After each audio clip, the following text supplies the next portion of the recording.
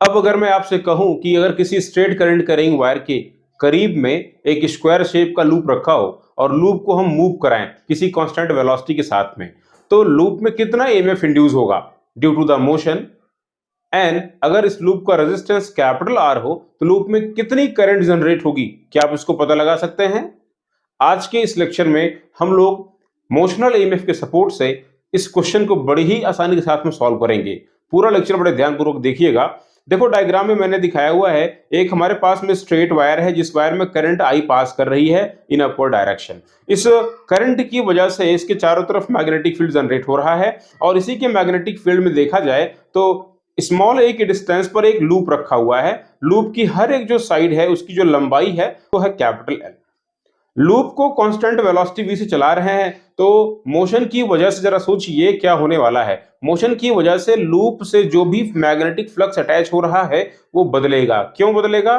क्योंकि लूप का एरिया तो चेंज नहीं हो रहा है, लेकिन चूंकि दूर जा रहे हैं तो दूर जाने पर वायर की वजह से जो मैग्नेटिक फील्ड है उसकी स्ट्रेंथ घटती जा रही है, तो ओवरऑल मैग्नेटिक फील्ड चेंज हो रहा है। और अगर मैग्नेटिक फील्ड चेंज होगा तो मैग्नेटिक फ्लक्स चेंज होगा ही होगा, बिकॉज मैग्नेटिक फ्लक्स होता है बी डॉट ए। और जब कभी मैग्नेटिक फ्लक्स चेंज होता है तो आप सभी को पता होना चाहिए कि फैराडे के मुताबिक changing magnetic flux is a source of the EMF, एक वोल्टेज को जनरेट कर देगा, यानी इस लूप में एक वोल्टेज आएगा। हमें वही वोल्टेज पता लगाना है। अगर हम वोल्टेज को पता लगाने में कामयाब हो गए तो हम बड़ी ही आसानी के साथ में यह बात भी कह सकते हैं कि इसमें कितनी करंट आएगी। करंट बराबर हो जाएगा EMF induced upon resistance of this loop. तो सबसे पहली चीज ये है कि हम ये पता लगाएं कि लूप में आखिर ईएमएफ बन कितना रहा है, लूप में कितना वोल्टेज जनरेट हो रहा है ड्यू टू द मोशन। इसे मैंने पहले ही बता दिया है कि हम मोशनल ईएमएफ के सपोर्ट से सॉल्व करेंगे। बहुत ही आसानी से इसको सॉल्व करने वाले हैं। दो तीन तरीके सॉल्व करने के हैं, हम इसको सबसे जो शॉर्टकट जो तरीका है उससे सॉल्व करेंगे। देखो जरा आप मुझे बताओ, आप क्या जानते हो कि अगर मैं किसी रॉड को किसी मैग्नेटिक फील्ड में मूव कराऊं, मान लो यहाँ मैग्नेटिक फील्ड है बी और इस मैग्नेटिक फील्ड बी में हम इस एल लंबाई की रॉड को वी वेलोसिटी के साथ में मूव करवा रहे हैं, तो रॉड के क्रॉस कितना पोटेंशियल जनरेट होता है? तो आप बोलोगे मोशन की वजह से अगर हम चेक करें तो रॉड का अपर एंड पॉजिटिवली चार्ज्ड होगा, लोअर एंड नेगेटिवली चार्ज्ड होगा। तो यहाँ पे जो ईएमएफ आएगा देखा जाए वो ईएमएफ आप दे सकते हो। ये रॉड हमारी एक सेल की तरह काम करेगी। इसका जो ईएमएफ लिखा जाएगा वो लिखेंगे integral v cross b dot dl।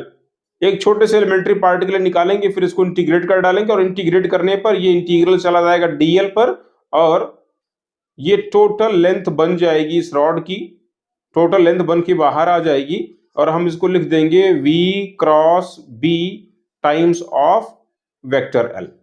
ये ईएमएफ का फॉर्मूला होता है। एक तरीके से देखा जाए यहाँ पर जो ईएमएफ बन के आ रहा है ये हमें तभी मिलेगा जब वेलोसिटी, मैग्नेटिक फील्ड और लेंथ में से कोई भी दो चीजें एक दूसरे के पैरेलल ना हो। अगर ऐसा हुआ कि वेलोसिटी मैग्नेटिक फील्ड के पैरेलल में है, मतलब जिस तरफ मैग्नेटिक फील्ड है रॉड को आप उसी तरफ मूव करवा रहे हो, तब भी कोई ईएमएफ नहीं मिलेगा। और अगर आपने जिस तरफ मैग्नेटिक फील्ड है आप उसी तरफ इसका लेंथ वेक्टर भी है, एल वेक्टर भी है, तब भी कोई ईएमएफ जनरेट नहीं होगा। और इसी तरीके से समझो कि अगर मैं जिस तरफ वेलोसिटी है उसी तरफ इस रॉड की जो लेंथ है वो आ रही है, उस केस में भी कोई ईएमएफ जनरेट नहीं होगा।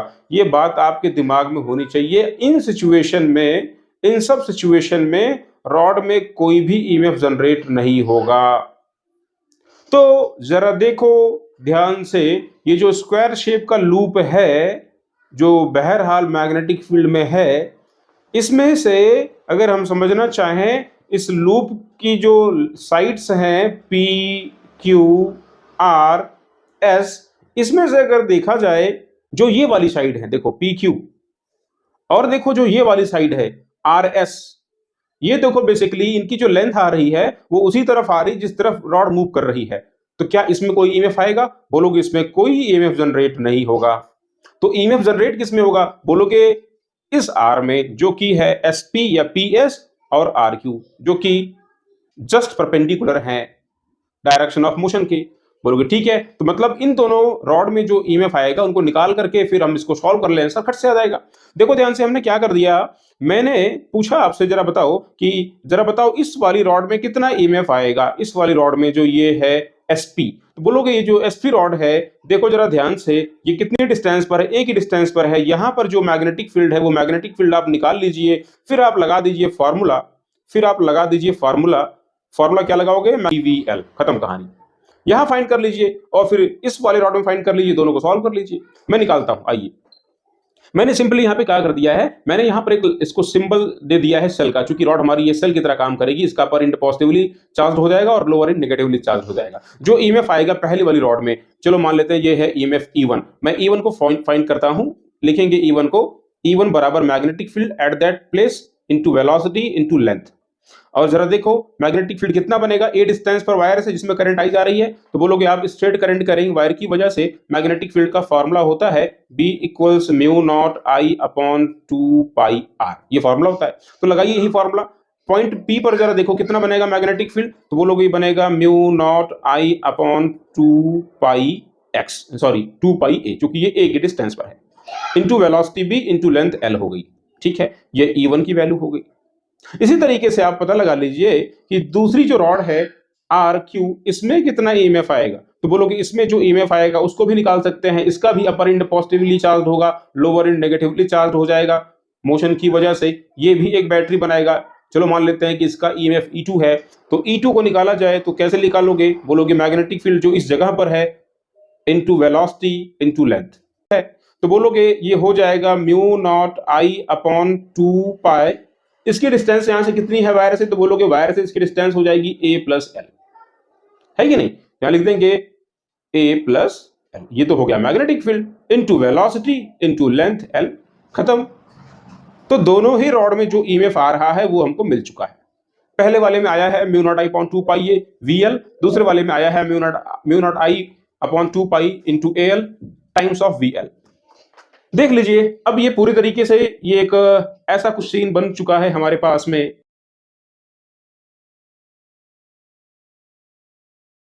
इसका है ईएमएफ E1, इसका है ईएमएफ E2। मैं बोलूं आपसे कितना टोटल ईएमएफ होगा, तो बोलोगे किरचॉफ के रूल से ईएमएफ जो नेट आएगा वो हम लोग लिखेंगे, नेट इलेक्ट्रोमोटिव फोर्स जो कि जनरेट हो रहा है वो लिखा जाना चाहिए E नेट बराबर E1 माइनस E2, खत्म। यहां लाइए रख दीजिए।